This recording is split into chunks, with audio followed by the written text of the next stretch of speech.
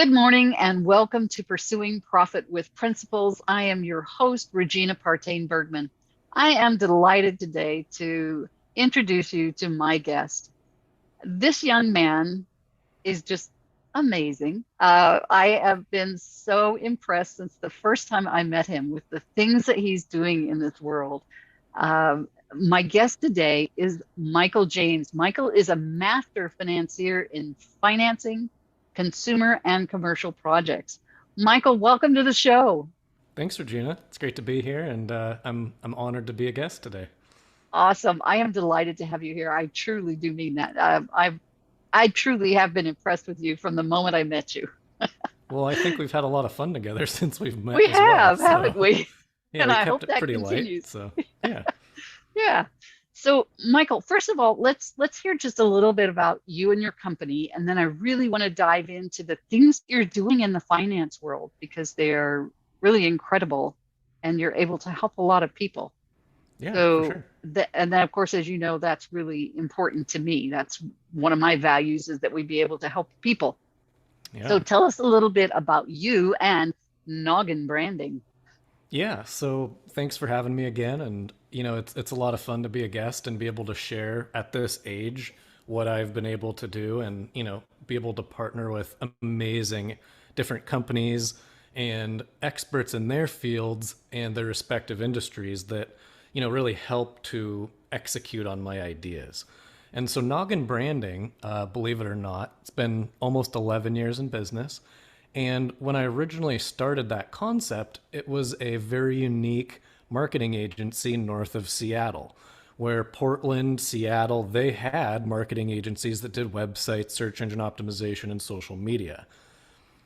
Fast forward about 5 years ago, I got this really interesting idea that, most of the marketing agents that I was working with in the branding and advertising space, they were needing access to capital. They were needing accountants, tax experts. They were looking at ways of saving, revenue, finding different, ways of adding profit and different revenue streams to their businesses. And so myself, being pretty young, going through accounting and finance through college, the way college was structured was, you know, very like 1, 2, 3 column, follow the Stay in pattern, your lane. pretty much. And so it really was unique because as I was getting out of college, I was already using QuickBooks and Facebook and like building, you know, before the marketing agency, what helped me add a lot of finances to myself was I owned a landscaping business. And then I got accountants at 18 and they managed the amount of revenue that I did for taxes, and then I could help pay for school and living and all that. And then as I got out of college, all of this marketing and SEO, all of this stuff was sitting out there in the marketplace. And I thought, well, let's bring all three tiers: websites, the ranking of those websites through search engine optimization, and then the social media aspect. Bring them all in house. And so that really got me known in the area. And 3 years ago, I actually was nominated Entrepreneur of the Year by the state of Washington. And thank you. It's been kind of an interesting ride, very unexpected, but it's based on the results that the clients get. It's not what I've done or how much money I've made or anything like that, but it's the clients I've had are very sizable, and I've gotten to show very healthy results, whether that's retail or e-commerce, usually both. But it's taking 20-year-old methods and proving it in this digital realm. And so again, fast forward 5 years ago, I got this really interesting idea for this international finance network. And so I basically halted Noggin Branding. My wife and I at the time moved down to Los Angeles in our van. We set up for 9 months. And basically, I networked the entire county of Los Angeles. So from Malibu to Long Beach, people in LA knew who I was for quite a while there.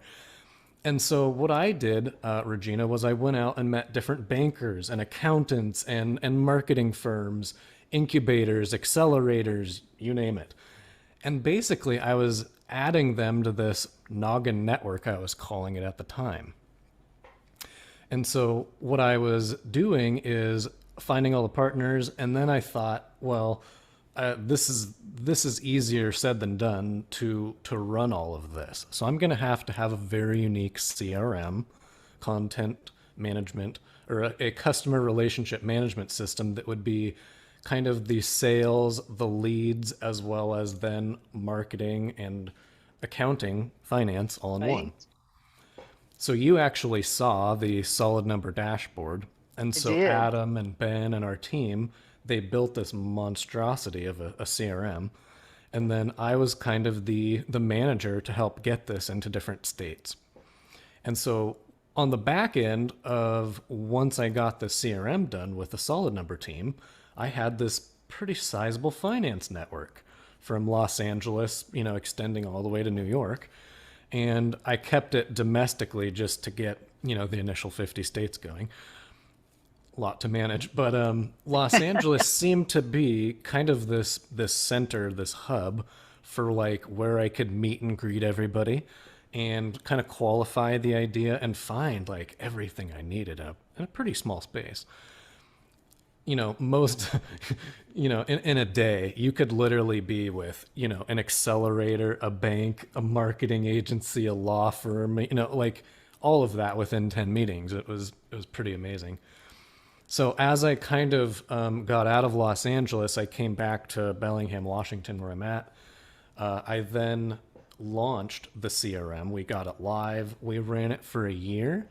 And then, honestly, I did not think that it would take as much time to build out the sales team, all the documentation, the Right. peripherals, the training, frequently asked questions. And so when you build something like that and it's not public, it's not Salesforce and it's not Facebook, it's an amalgamation of 50 different things. And we literally had, I think it was like 30 something different APIs and licenses to Wow. build this monster CRM to run this very unique concept. The concept seemed easy. It was getting these very old banking systems, accounting networks, and sizable entities to join and not join in onesies, twosies, but hundreds and thousands. Right. So that was my project, was to get these large contracts going. And so I built out, at one point, we had 23 different sales referral partners that I had worked with. And so they were setting up meetings. I was then going out and doing my own meetings and partnerships and, building that. Right. But I was mainly spending 80% of 2021 uh, mainly running the sales team for Solid Number. And Wow. and getting the partnerships and customers and then the sales team kind of the red carpet experience, so everybody was like on the same page, it all made sense, everybody was moving forward together. Pivot to first of the year of 2022, and Solid Number is now shut down due to that sales team and just it's not where I ideally saw myself. So Right. what I've done is I've built Noggin Finance through Noggin Branding. And so Noggin Finance is the international network of all of my financiers I've built out and partnered with. Wow. Wow. We offer 25 different financing products. We do merchant and credit card processing. We literally do any banking, accounting, investing, I mean, and financing to any degree. So, if a person needs to, say my noggin branding marketing service at, $50,000 a month is expensive for some firms, they could finance that. That way, the financer is paying me, the marketing agency, the full 50,000 up front. So that way my staff, my partners, those people are getting paid the proper amounts, Right. right? Right. That way though, the customer is paying the 50,000 over an extended period of time. It's a lot cheaper than a credit card or some Right. other PayPal loan. Ours are between 2 and 10% depending on the applicant. So The credit history, that kind of a thing. Gotcha. Absolutely. And Gotcha. like a PayPal application, and you get verified in literally moments, ours is the same. Oh, It's wow. going through a very extensive network. That's why ours is taking 5 minutes. PayPal's, it's multi billion dollar situation, right? Imagine me as like door one in PayPal. I'm trying to be like a PayPal. Right. I'm a wannabe, let's call it that. A PayPal wannabe. Nerd wannabe. And so my intention is to work in the small business space, but provide Right. marketing and branding services and then these financing products on the back end. Awesome. So say, These, a construction company we work with, or, a dentist, we can finance the kids' braces. Or if the homeowner goes and does a 50,000, landscaping or hardscaping project this summer, we can finance right. that. Awesome. And I think you told me the other day that you can finance between $500 and $5 million, was it? Or 5 500,000? billion. Oh boy, I didn't even hear that one right, folks. Five $500 to $5 billion. Yes, and that's domestically or globally now in 180 Wow. countries. You see why So said he's so smart, folks. He put this together. I'm the idea He's just person. I had to find amazing. the partners. So Yeah, I'm working with people, again, in their 20-year experts in their industries. I came right. in, they have these partner and affiliate programs. I just found a very unique way of partnering with a Yeah. pretty sizable Packaging it all network. up. It's Yeah, it's that it's a is mini, awesome. LinkedIn or something in a way. So Right. That's amazing. But primarily financial people, mhm. correct? Yeah, Yeah, I mean, it's a mainly banking, financing. It's lenders, bankers. It's gotcha. I mean, merchant and credit card processing galore. So Yeah, again, that's retail. So whether it's a swipe on a machine, or someone's going to your e-commerce through Facebook, Instagram, or you have a store set up where people can swipe through major credit card providers. So, mm. but It's a yeah. little So, mind-boggling. but I'll give you an example real quick to make Good. it less mind-boggling. A marketing firm approached me. They do, less than $250,000 in business a year, and they said we sometimes have issues to where our clients can't pay the full amount of the final project, Right. right? And so instead of them personally providing, a financing Financing. of Yeah, over, say it's a $5,000 bill and they finance it for the next 5 months, they're $1,000 a month to pay off the bill. right. The designer, to really scale the business, wants to ideally get paid the 5 grand up front. I mean, right? Sure. And so what we do is install a free form. We build it out with that business owner. We build a free form. That way, next time the customer can come and apply. And again, they're going to get notified in 2 to 5 minutes. You're approved. You can now finance the $5,000 with XYZ branding firm. Wow. They can pay off that branding package over, 2 months, 6 months, 2 years if they want, at a Is very there an low rate. investment on the part of the business that's providing the service to that client who's getting the funding? Ask that So one more time. if I were providing that for my clients, my prospects, my prospective clients, providing that funding through you, is there an investment on my part as the person who's directing them to that? No, No, I love it. it'll always be free. So we will even build the forms and embed them on your website. Excellent. If your tech person's not available or you really need it like right now, we can literally put it next to your e-commerce or shopping cart, or help you even put it in an email blast if you need. So, Wow. That's amazing. Yeah, for those folks who, like me, have some high ticket offers, wow, that's an oh, incredible benefit that you can provide to your clients. so I'll make this really mind-boggling, and I'm not going to say Okay. who, I don't but know if I can there's handle that, Michael. I'll make it fun. We won't make it too bad. Okay, okay. Don't blow my mind too much. No. So we've been speaking in the consulting space, and we found a very sizable consulting firm, and they have a global presence. They're in about 60 countries. They have about 10,000 consultants globally. We found out that out of 100 of these consultants globally, we found out that 98% of them are personally financing their customers. Mm, Now, their customers are paying 50 to 100 grand a month in strategic consulting. right. 98% of them are personally financing their customers, paying Wow. 50 and 100 grand a month. Yeah. So we've been speaking, why don't we put a form on the main website as well as all the 10,000 different Yeah. consultants?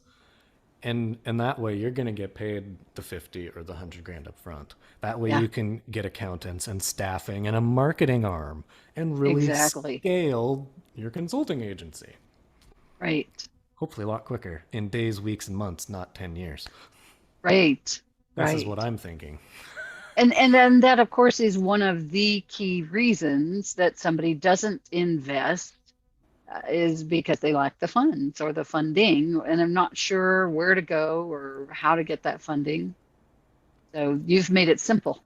Out of 100 startup businesses in any state, this is nation or global now, they say 80 out of 100 small business owners never apply for small business funding because they assume they're going to get denied. Yeah, agreed. Assume. Assume. Most people, like, say the 20% walks in, say 20 out of 100 walks in, usually half of them get denied. But Yeah, imagine if 80 out of 100 showed up, right? That's right. 50, 40 businesses going to get some sort of financing out of nothing. That means 40 businesses are locally going to get scaled a lot quicker, Yeah, hopefully get more staffing, right? right. It starts really scaling from there. So I That's can't I phenomenal. I can't show you the if we plugged in someone like yourself, like if I had you in this, like it'd be throw the boomerang and it'd never come back. Just like, oh, You're watch it giving keep too much going, credit going, there, going. Michael. No, I mean it'd be fun. So, but that's Yeah, what this network that's provides, right? So it's but I love that my client could click on a button on my website, my landing page, wherever. He could click on a button and find out within 5 minutes if he could finance my mhm. fees Yep. for the coaching that I do. Yeah.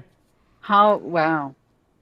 And are the repayment terms fairly liberal or I mean, or they it's vary across the gamut, just like any other financing? Or, again, we have so many partners. When you go on that form, you might have 50 people qualifying or vetting oh, that okay, application. And so you're right. going to get the best rate, best term, Okay, and so very good. it is competitive, but at the end of the day, the customer is getting the best deal out of that network. And so does your system choose that best fit? Does it sort it all out and say, this It's is the best actually offer for you? the Or, we it is at the end of that, but yes. okay, So yeah, it goes through a 3-tier kind of a finalized process, and then right? it's spit out to one recommended. Amazing. If that That's one amazing. that is recommended doesn't get accepted, then we can then Oh, okay, contact them back and say we do have another option if you're interested, gotcha. and that way they don't feel defeated or Right, right. you know yeah. So Wow.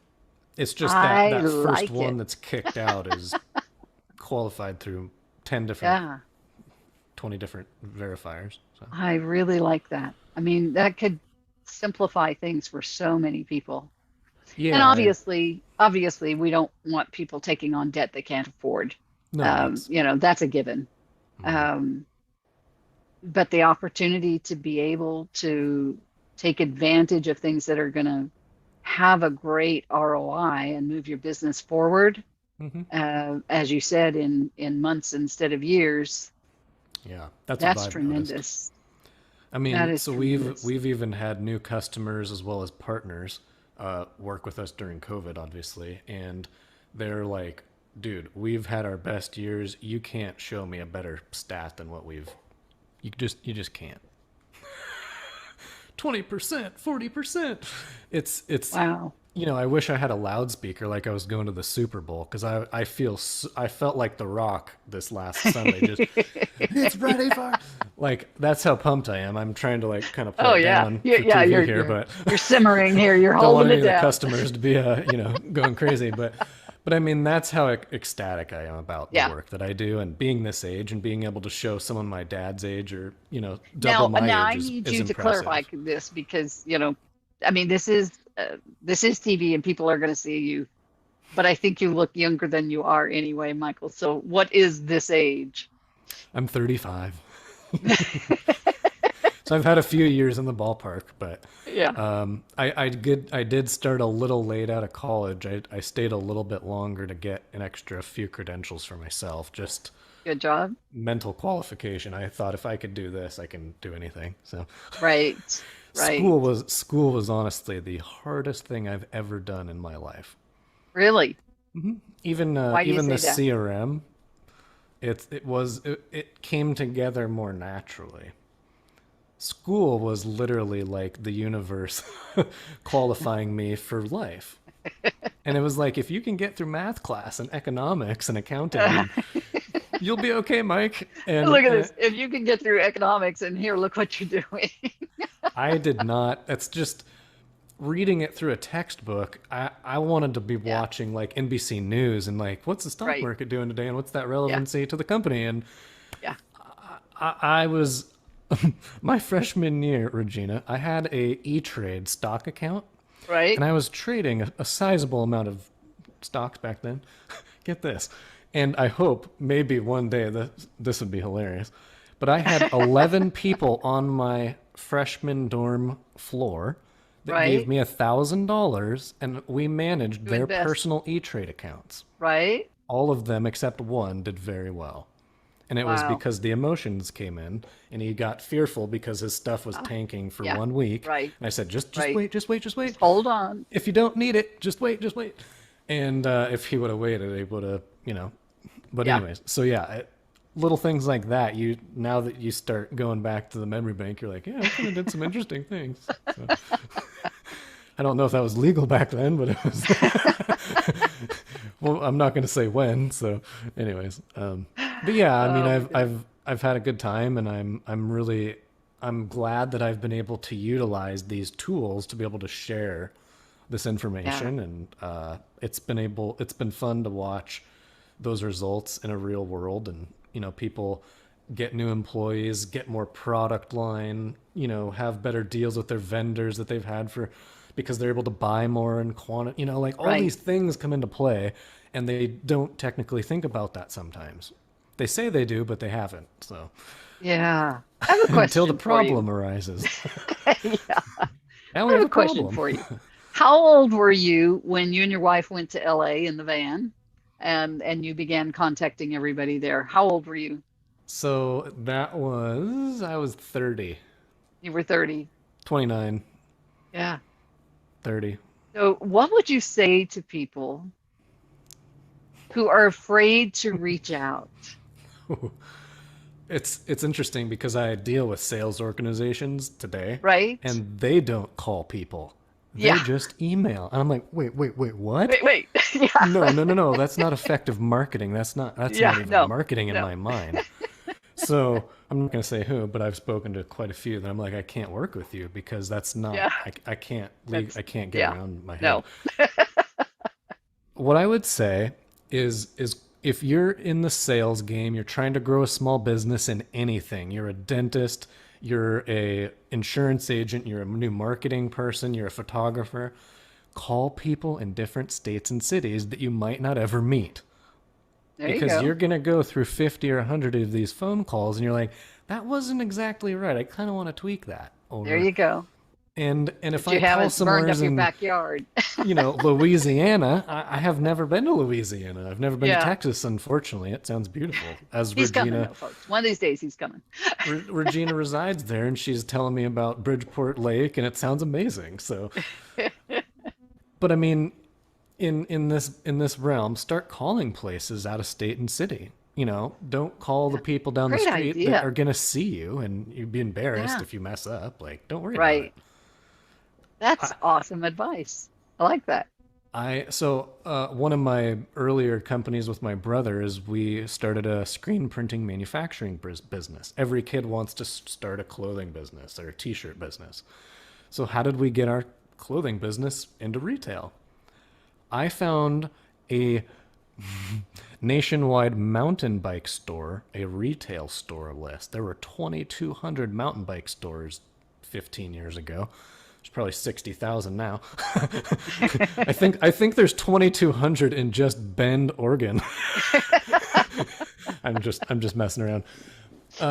But I called 2,000 of those bike stores before 100 of them got our clothing into them. Or we started to then also do screen printing as well. So we double-ended it. We also did the consignment, but we also did the screen printing. So sometimes it started with screen printing and then they took consignment. Sometimes they took consignment and, we just did all these little variations. Right. But Very I called every state. But you called. Yeah. Milwaukee. So how much time did you, and we're almost out of time here, but how much time did you block out every day for making those phone calls? 8 hours. And how religious were you about getting it done? 8 hours. 8 hours. I didn't do anything else for the time that every I was day, doing that. Making phone calls. Yeah. From 8 till 5 or 6, and take a lunch break, and you take some breaks just to get off the phone. But I kind of enjoy it, and this next year it's all going to be phone again and going and driving and meeting people. Yeah. So. Yeah. Last year it was Zoom, but this year I'm actually doing cold calls again, like a lot. I'm going to be doing thousands. So, but folks, you don't have to do thousands to grow your business. You don't have to do that on that scale. It's just I'm choosing. But do set aside time. Let's make it realistic. Calendar. Set aside 30 minutes a day. 30 minutes a day. You don't want to do it all week. Ready. You don't want to do it on Mondays and Fridays. Do it Wednesday through Thursday. Or Tuesday through Thursday, sorry. Yeah. Those are money-making days. Mondays and Fridays, people are getting in the office. They're getting warmed up. Yeah. Friday, they're kind of shutting down. They don't want to do anything unless it's a deal on the hook. Yeah. So it's you got to play your audience a little bit, and have it scripted out to some degree so you know what you're going to say. And then tweak that, as you said. Yeah. Have like a little a laptop phone or an iPhone, something off to the side with a little bullet points or. Right. What I do is I look at their website. I look at their website. I look at their services. I look at their Facebook, their LinkedIn accounts. I'll see who the manager, the owner, the sales staff is, and I'll have names available. So when I call in. Awesome. Hey, is Regina there, the owner of Bridgeport? I need to stop. I need to talk to the owner. Yeah. Awesome. Oh, Michael, we have to do this again. This is so wonderful, but we are out of time, unfortunately. It has been such a pleasure to have you here today. Definitely you and I will be talking about adding that to a website for me, for my clients, that ability to be able to fund their purchases. That's awesome. Is anything we've forgotten in the last few seconds here? Anything I think anything else? We'll cool the afterburners down a little bit. So if he and I ever get in the same room together, folks, it'll be woo! Yeah, it's gonna like a microwave. I love it. I love it. Thank you again, Michael. We still appreciate you being here. Folks, check him out on LinkedIn, Michael James with Noggin Branding. And Michael, it's so great to see you again. We'll talk to you again soon. I really appreciate it. It was a lot of fun, Regina. It was fun. Awesome. Have a great day. All right. Bye for now, folks.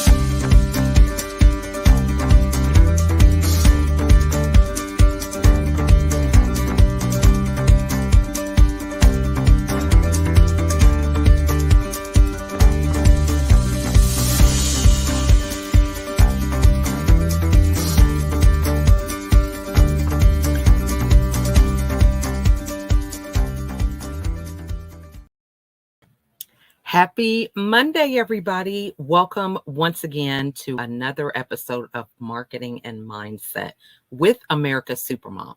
So, I want to start by wishing everyone a wonderful, fantabulous week. And today we are going to be talking about priorities.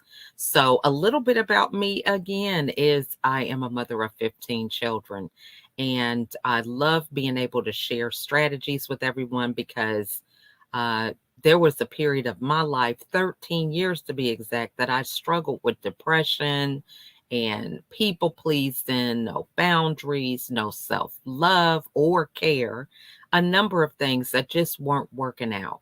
I was unfulfilled, and now I am all about empowering moms and women with strategies so that they can live their life with a smile instead of stress. So I'm excited to be here today because today we are going to be diving into priorities. And a lot of people attribute priority conversations around time management. And this is something that we're very familiar with. You know, there's not enough hours in the day. How can I get it all done? It seems like the weekend just flew right by. I didn't get a chance to enjoy it. All these different things come up as a result of us being able to manage our priorities. So when we think about time management, time really can't be managed, right? It's everlasting. It just keeps on. It's endless. You know, if you think about loved ones that have passed on, it is really life continues to go, right? The days change, the seasons change, even though I'm wondering about those seasons. It's like winter, summer, all in the same week. I don't know. You go figure. But that is about what life is about. Life continues to move, whether we are cognizant of it or not. So it's important for us to think about how can we navigate through a lot of these things that we can't control. I know we can't control the weather. A lot of times we can't even control our kids, let alone anything else. So we're going to be diving into priorities and how that looks in our particular situation. So I have some slides and we're going to add them here so we can kind of go over some of the processes that are necessary. So it would help if I had them at the very beginning. So, you know, some of the bloopers that go into preparing for broadcasting. So just bear with me on that. So, when we think about managing time, if you look at this slide, there's so many things that are going on in our head, right? That we may not even be talking about, but it's still there, right? It just is like a lingering thought process. And so for myself, thinking back to when I was dealing with depression, my mind looked like this all the time.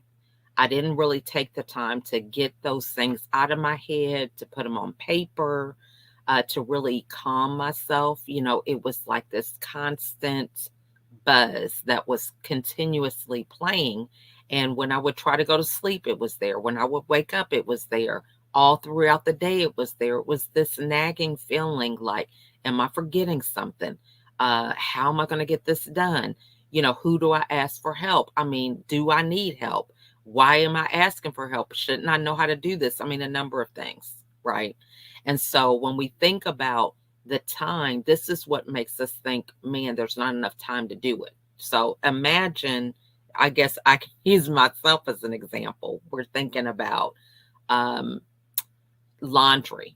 You know, I still have 10 kids at home. So if I didn't get laundry done, I'm thinking, what is wrong with me? But you know, I only have one wash machine and one dryer. You can only put one load in at a time. But in my mind, I'm looking at all the things that I have to do. And it's like things aren't working fast enough. I'm not working fast enough. That was my mindset. But when you begin to think about your priorities, right?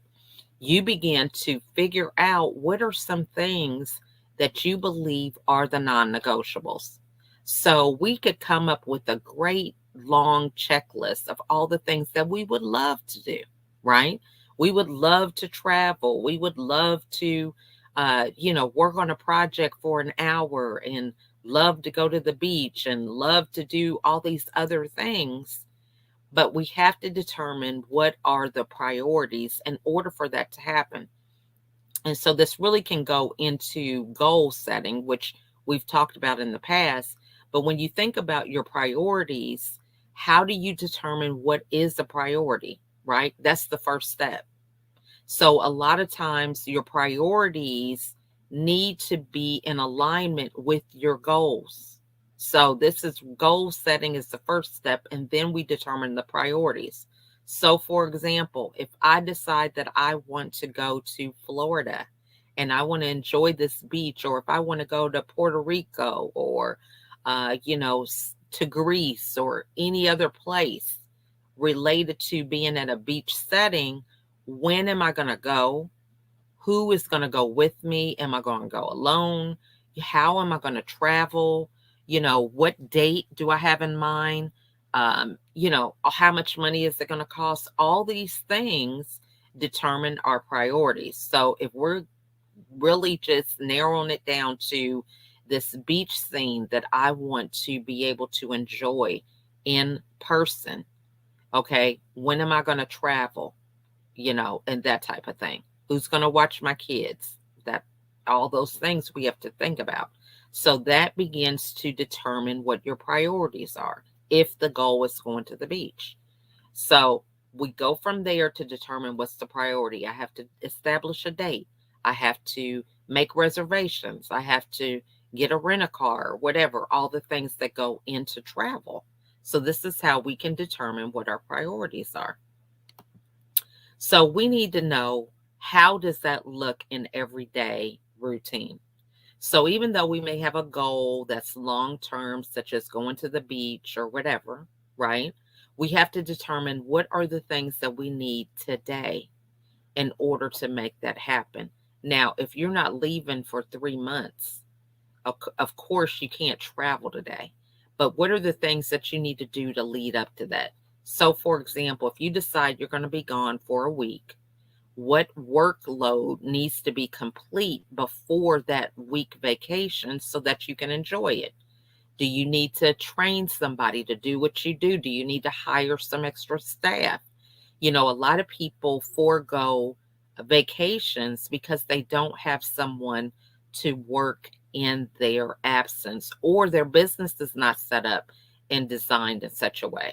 So a lot of people may feel like, well, I really can't trust anybody to do it the way I do it. And they never train someone to do these things. And it ends up to where they're left with only one knowing everything that goes into their business, and they never get a break.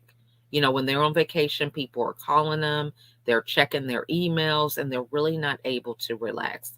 It's like a working cation, where you're working, not at home, and then you get even more frustrated because you're not in your normal places trying to conduct business, and it's just a big mess. It's really not a vacation at all. So when you think about priorities, for those of you that may be solopreneurs, this may be a time that you might invest in a month worth of VAs that could possibly do different parts of your business, so that when you do go on vacation, those things are handled and taken care of. So it could look like for the last month, you are working on training people to do what needs to be done for that week or so that you're out of town. So you may not have a VA all the time, but maybe this is something you invest in for your vacation. So there's so many different ways that you could think about it, but it's that clarity you get once you determine what your priorities are. So with all that being said, the most important priority is yourself, right? It is making sure that your cup is full every morning with everything that you do. So you have to make yourself a priority because you want to be at your optimal performance. Now, are we going to have things that are outside of our control? Yes. So for example, we think about pandemic, and I can bring this up forever because it's like we're still in this thing forever, right? So pandemic, children doing what they want to do sometimes, your job, whatever the situation may be, you're not the owner. So maybe you work somewhere and, you are led to the devices of whatever happens, right? The economy, all these different things are outside of our control. So we have to prioritize for how are we going to show up in face of those uncontrollables. So we have to make ourselves a priority. That involves getting enough rest, having a plan, creating a support system for times when things get out of control, relaxation, exercise, all these things we have to make a priority. Then you think about your family if you have that, and then it's business, right? These are filling up our cup so that anything that we have in excess, we're able to roll over into other areas of our life. Now, one of the things about priorities is the importance of setting boundaries. So when you think about things that you want to accomplish, for example, we're going back to the beach vacation. If you want to go to the beach, you're going to have to set boundaries around protecting that particular goal until you complete it. So what that may look like is, well, I'm not going to be going out, because instead of going out, I'm going to get a VA. I'm not going to be getting coffee, eating fast food for a month. That money I'm going to invest into a VA who can help me with my business. So when you decide to do that, you're able to think about different ways that you can afford it based on a boundary. So you know that this person you can afford to pay because you're not going to be eating out and you're not going to be having coffee at Starbucks and all these kind of things. You're going to invest into your business, and that's a boundary, right? It could also look like, well, I've got this big project. I have to have it complete. So that is minimizing your free time. So maybe you used to binge watch on Netflix on the weekends or whatever, but for the next 30 days, you have to forego that so that you can go on a vacation, right? So that boundary is, I don't have a lot of just unaccounted for idle time. So now you're going to be purposeful with the things that you're doing when it comes to your time, right? So this is what that looks like when it comes to, well, I can't binge watch, or I'm going to do that after I complete my day's activities for an hour before I go to bed. It's up to you and how you want to configure that, but it is setting a boundary for the things that you need to get done, because the truth of the matter is nobody can read our mind. So although we may have other obligations that we have to take care of, no one is the wiser unless we tell them. So all we have to do is instill a boundary that we can follow, and we can educate other people in the process. So if I am not drinking coffee, no one is going to know if I'm not drinking coffee unless I say. So they begin to offer, hey, can we meet for coffee? I would love to meet and have a conversation. However, I'm not a coffee drinker. So do you mind if we meet at the park? Right? A lot of times we get into this routine, we make it harder for ourselves because we don't really educate other people about other places we can meet. And we just keep on into the same cycle. We're trying to do something different, but it ends up with the same outcome because we keep doing the same things. So that's setting boundaries. The next thing is connecting with the community that helps you. And this has been a game changer. There's this app called Clubhouse, and I have a club called the Elephant Strategy Club. And one of the things that we're working on now is the 75 Love Challenge. And that is a list of different things that we're doing daily in order to be better versions of ourselves over a period of 75 days. And the love stands for leading ourselves victoriously every day. So with this challenge, we're getting out of our comfort zone with exercise, drinking more water, reading nonfiction books daily, following our diet. It's really 5 different things that we are really working on habitually every day with intention in order for us to accomplish the overall better health and wellness. So with that being said, This is possible when we connect with people to get that added accountability, determining what the goal is and then connecting with people that may be like-minded with that particular objective. Now, a lot of times we run the risk of thinking because we have a goal that it has to be perfect, right? I can only connect with people that want to do this and do that. That well may be true. However, we expand beyond those limitations and understand that connecting with people is about us choosing how we want to show up for ourselves. And when you decide to show up, there are times that things are going to happen outside of your control. What would happen if you were on this challenge and you decided you wanted to follow a certain diet and one day you ate something different, right? We can't be in a position to where we beat ourselves up. We just admit it and we decide from that point, am I going to quit? Am I going to just stop this challenge or am I going to keep moving, right? Am I going to get out of my own way? Because a lot of us make mistakes. And one of the biggest mistakes we make is to set ourselves up with the mindset of thinking for perfection rather than progress. So I want to say that again, thinking of perfection rather than progress. So we need to think about, where are we headed? When you first learned how to ride a bike, you didn't fall and say, I quit riding a bike. You got up, you got back on that bike again, and you kept riding till eventually you got it.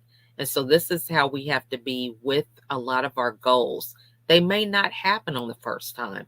And a lot of times we set a goal with a certain roadmap out of our ignorance. But it's through the experience of taking action that we learn that may not be the best course. We start asking different questions because we're being active, right? So if I was to say, oh, I need some pointers on how to do a video, what do I do when comments start coming up? You're not going to know any of those questions to ask if you're not doing it, right? A lot more questions. How do I know if my lighting's right? What about my microphone? All these things start happening and questions come up when you take action. So if you connect with people that get you out of your comfort zone so that you can start taking action, this is where you get the support necessary to keep moving towards your goals and aspirations. So with that community and that particular mindset, because we're talking about mindset here, is opening up your eyes to see how you can delegate. Now, this was a game changer for me. I believe I saw a quote on something on social media. I don't know if it's Instagram or Facebook, but it said delegation is allowing other people to shine. And I thought that is powerful because a lot of times we don't delegate because we think, well, they're not going to do it the way I do it. Or, I'm responsible for the outcomes. And it comes back to control. But when you delegate, you really empower other people to be able to bring their best to the presentation, to the project, or whatever it is that you're delegating. And so we allow them the ability to do this when we delegate. And so oftentimes we have used this as a control mechanism, but really it can work so much more advantageous for us if we think about it as the other person shining. And so we can begin to ask different questions. Do you feel that you can handle doing posts on Instagram for me? Right? We begin to be specific and ask them questions so that they can be empowered to be the best version of themselves. That's a different conversation than really trying to think about what you want when it comes to social media, but not asking the right questions. Is this person capable? Is this something they enjoy doing? Are they passionate about it? Are they allowing me to kind of get passion from it? You want to delegate to people that really have a hunger and a thirst and a passion for the things that you're delegating to them, right? So if I had someone who didn't feel comfortable being on camera, why would I delegate them to doing a video for me? right? A lot of these things, we don't ask the right questions and then we get frustrated later on. But if we had just simply asked the right questions from the beginning, we would be a lot further along and the delegation would be a lot more successful. So, one of the things that we think about when it comes to delegating, getting our support, having these priorities is the patience and seeing the results. Now, this is really key when it comes to lead generation, you know, certain aspects of your business that are behind the scenes that other people don't know. So, maybe it is creating content, your social media content calendar, for example. You know, you may have 30 days worth of posts, but it's still going to be patience for people to connect with those posts. So even though you've done your work behind the scenes and you know what you're going to share with your audience and all these different things, it's still going to take time before the results take place. And so we have to have the mindset of understanding that it is best to have patience so that we can analyze our work and see how that's working for us. If it's being positive, negative, are we headed in the right direction? Taking that time to reflect and understanding that you can't plant a seed today and expect a harvest tomorrow. It takes time. There are time for things to be accomplished. And then the last thing is thinking about the growth being in the journey.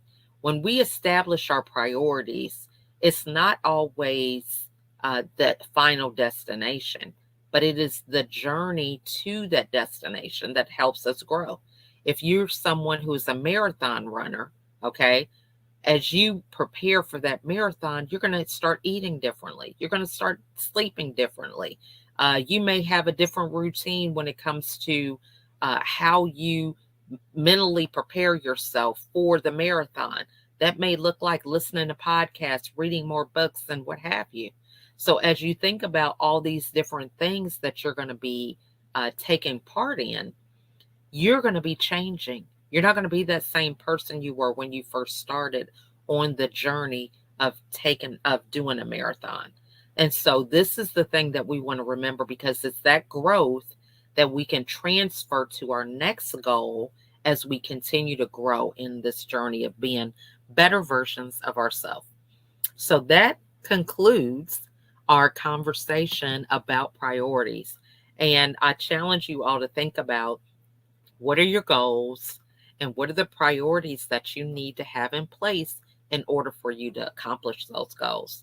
If you have any questions with any of the things that were mentioned in the slides, or something that I said resonated with you, please feel free to put that in the comments or simply reach out to me.